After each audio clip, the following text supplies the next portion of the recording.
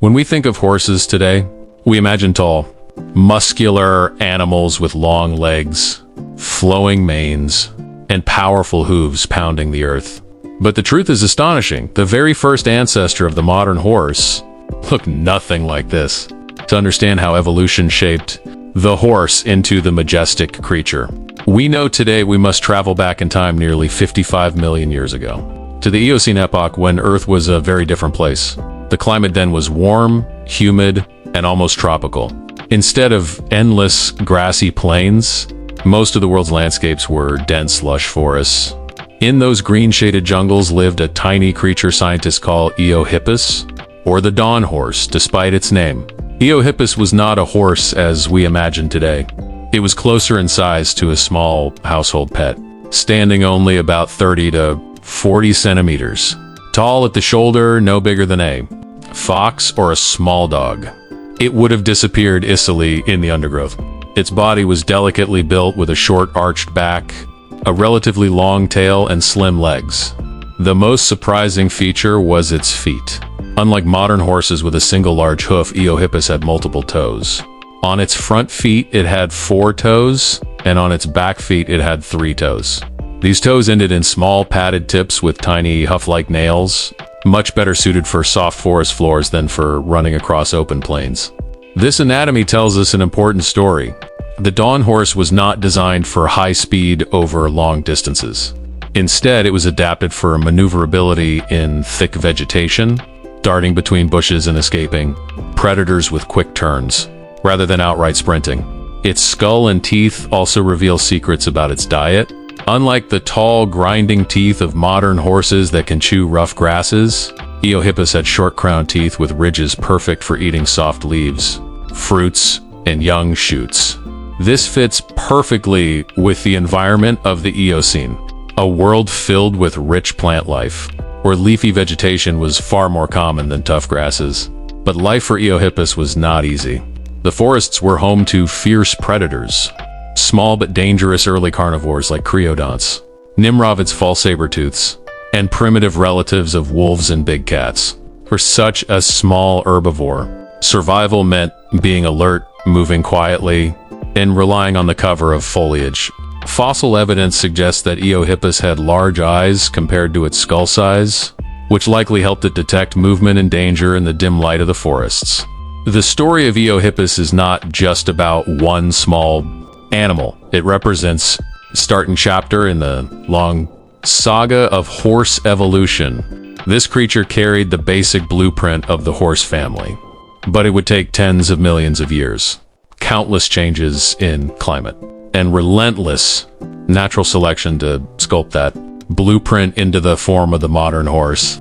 What makes this beginning fascinating is how different Eohippus was from its descendants. If you placed an Eohippus next to a thoroughbred racehorse today, they would look like creatures from completely separate worlds. One small and shy, hiding in shadows, the other tall, muscular, built for speed and power.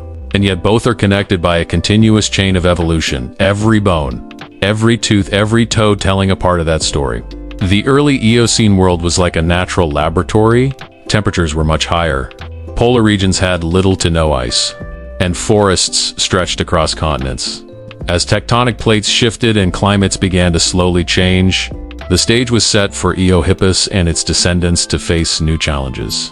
Forests would later shrink, giving way to open grasslands. Predators would become faster and vegetation tougher. Each of these pressures would force the horse family to adapt. But in this very first step, Eohippus thrived in its own way.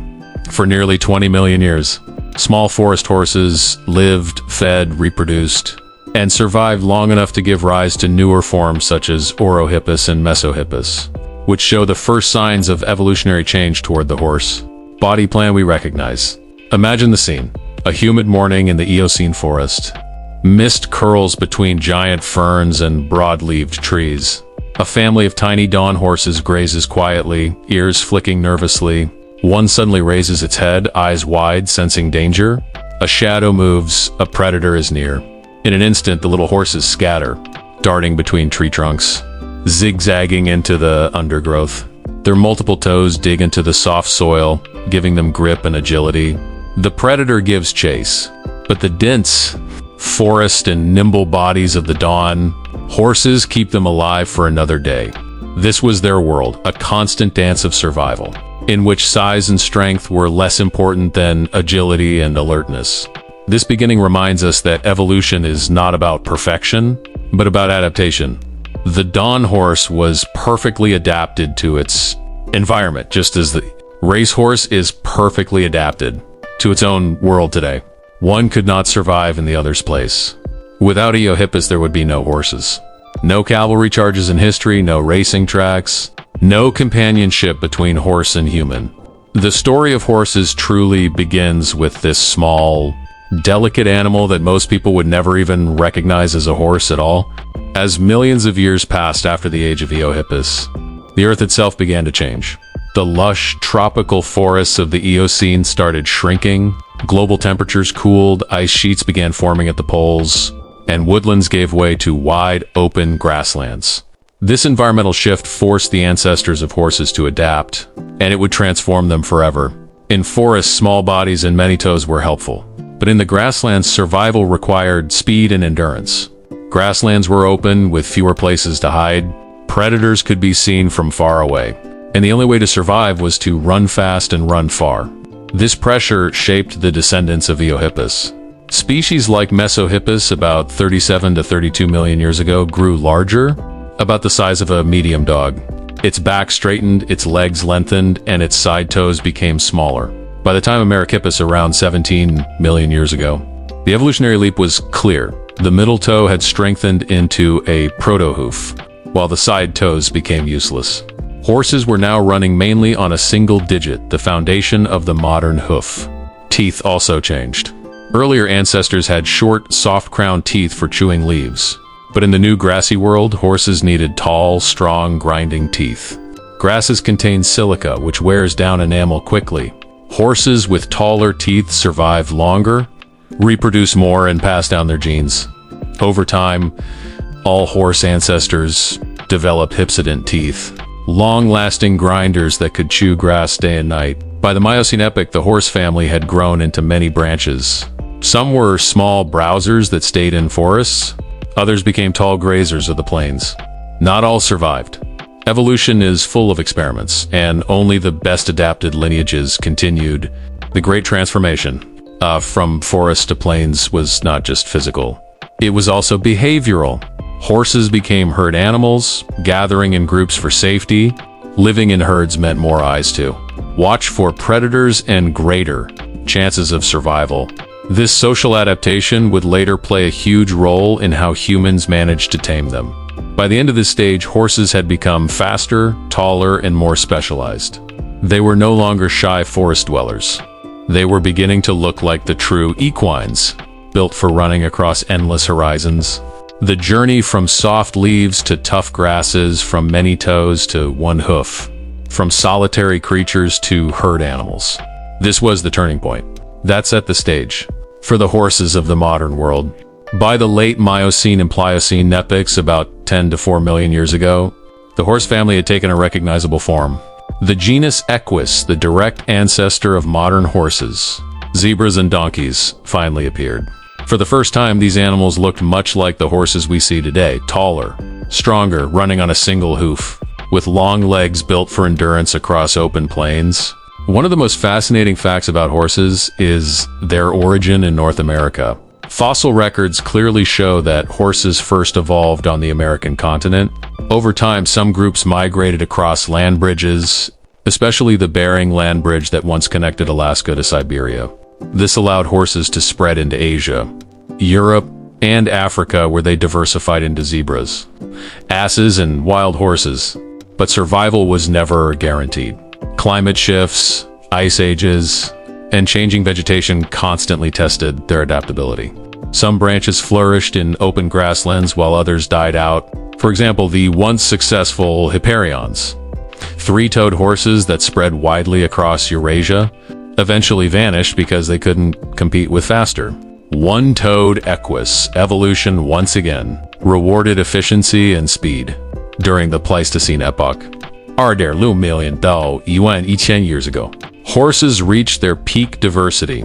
Herds of wild equids roamed from the cold steppes of Siberia to the savannas of Africa. These animals were prey for large predators, saber-toothed cats, dire wolves, and giant hyenas. Yet their ability to run in herds and cover long distances allowed them to survive in many harsh environments. It was during this same period that early humans encountered wild horses. At first, the relationship was purely one of predator and prey. Archaeological sites across Europe and Asia reveal that Paleolithic humans hunted horses for meat. Cave paintings at places like Lascaux in France showed detailed images of horses, not only as food but also as creatures of fascination. To prehistoric humans, the horse was both a resource and a mystery, powerful, fast, and untamed. Interestingly, not all horse populations survived everywhere.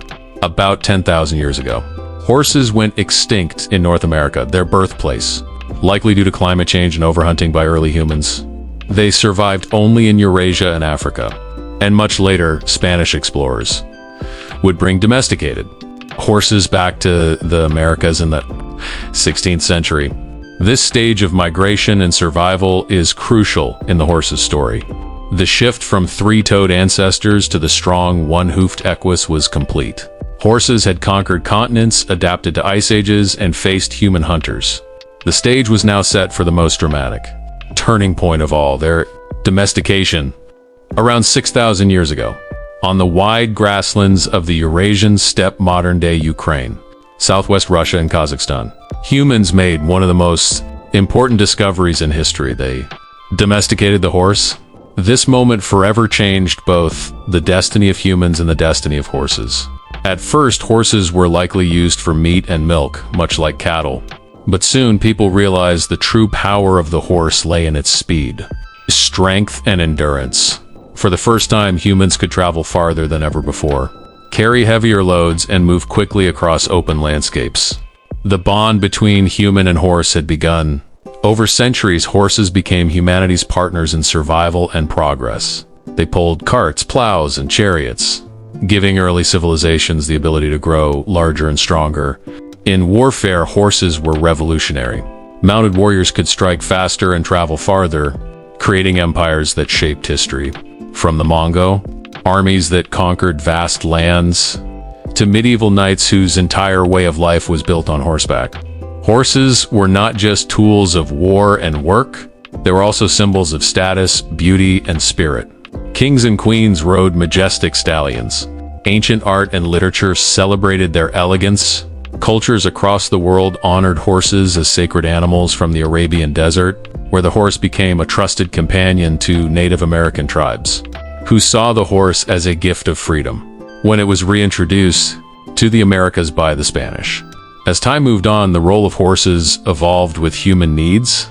During the Industrial Revolution, machines began to replace horses in farming and transport. Yet even then, horses remained vital, pulling wagons, delivering mail, and connecting cities before railways and cars fully took over. Today, in the modern world, horses are no longer needed for survival or war, but their bond with humans has not disappeared. Instead, it has transformed into something deeper: companionship, sport, and culture. Horses inspire awe in equestrian sports, from racing to show jumping. They provide therapy and healing in programs for people with disabilities. They remain symbols of power, freedom, and grace, living reminders of our shared history. What makes the horse's story unique is that it is not just the story of an animal's evolution, it is the story of two species evolving together. From wild stallions of the ancient plains to the loyal companions in our stables today. The horse has carried us through history, and now, as you look at a horse, you are not just seeing an animal, you are seeing millions of years of adaptation, survival, and partnership. You are seeing a creature that helped build civilization itself. If you enjoyed this journey through time, from prehistoric forests to modern cities, don't forget to subscribe to our channel. We have many more incredible evolution and evaluation stories. Hit the bell icon so you never miss the next adventure.